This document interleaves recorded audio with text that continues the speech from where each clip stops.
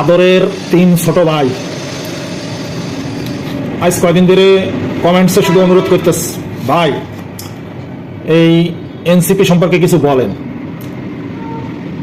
এখন যে 3 জন অনুরোধ করতেছে, একজনের বাড়ি হলো সাতক্ষীরে, 2 জনের বাড়ি হলো আমাদের যশোর।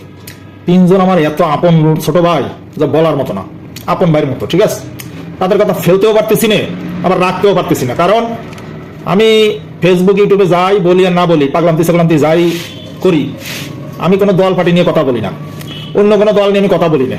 কেন বলি না? ভয়তে না। কথা দল অন্য দলের কথা বলে আমার লাভ কি? আমি যে দলের ভালোবাসি সেই দল নিয়ে আমি দুটো কথা বলি। কি কথা বলি? সেই দলের যদি কোনো অন্যায় নাই করে থাকে, সেই দল যেসব ভুল করছে, হ্যাঁ, এই যেসব আকাম কুকাম করছে, এই নিয়ে আমি একটা দুটো কথা বলি মাঝে সাঝে। ওই হয়তো 2 মাস পরে একদিন একটু বললাম, এই আর কি। তাছাড়া আমি অন্য দল নিয়ে কথা বলি না। আরেকজন অনুরোধ করছিল, ভাই তারেক রহমান দেশে আসছে, তার নিয়ে কিছু বলেন। ভাই তারেক রহমানের বাসার কাজের লোক তো আমি না, তার নিয়ে আমি কি কথা বলবো বলো তুমি?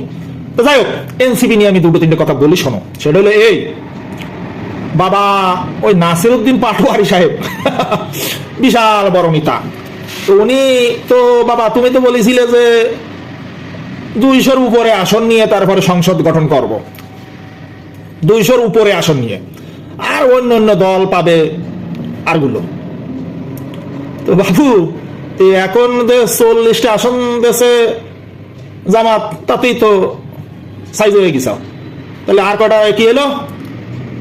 বাবারে খোদার কসম, এই ফেসবুকে খোদার কসম কাটলাম, খোদার কসম করে বললাম, এই রাসেল ভাই আর এই এনামুল, এই 2 জনের সামনে 2 মাস, মানে আওয়ামী লীগকে পতন করে 24-এর নেতা আগের সম্পর্কে 2 মাস যখন হয়েছে, 5ই আগস্টের 2 মাস পরে আমি বলেছি যে শেখ হাসিনার খেদানো এক জিনিস আর নির্বাচন এক জিনিস।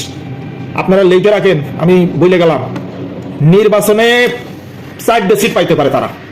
আমি কিন্তু ওই 24-এর মানে আন্দোলনের এই 2 মাস পরে বলছি, ঠিক আছে, 5ই আগস্টের 2 মাস পরে বলছি। এখন বললি বলতাম একটা সিটও পাবে না, তখন চিন্তা করছি কিছু পাবে, ভালো কাজ করেছে যেভাবে দেখতেছি লোকজন।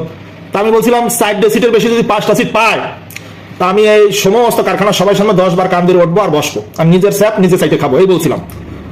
এখন তো একটাও তারা পাইলো না, কারণ অন্যের ঘাড়ে, জামাতের ঘাড়ে ভর দিয়ে 2টো 4টে সিট পাইতে পারে।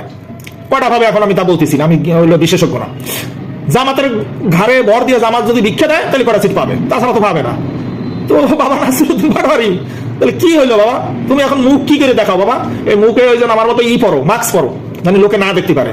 বহুত লম্বা সেরা লেকচার দিছিলে, এখন তো কি লাস্টে কি হলো? শূন্য। তো এইটুকুই বললাম, তাছাড়া আর কিছু আমি বলতে চাই না। এই 3টে ভাইয়ের অনুরোধে এইটুকু কথা বললাম।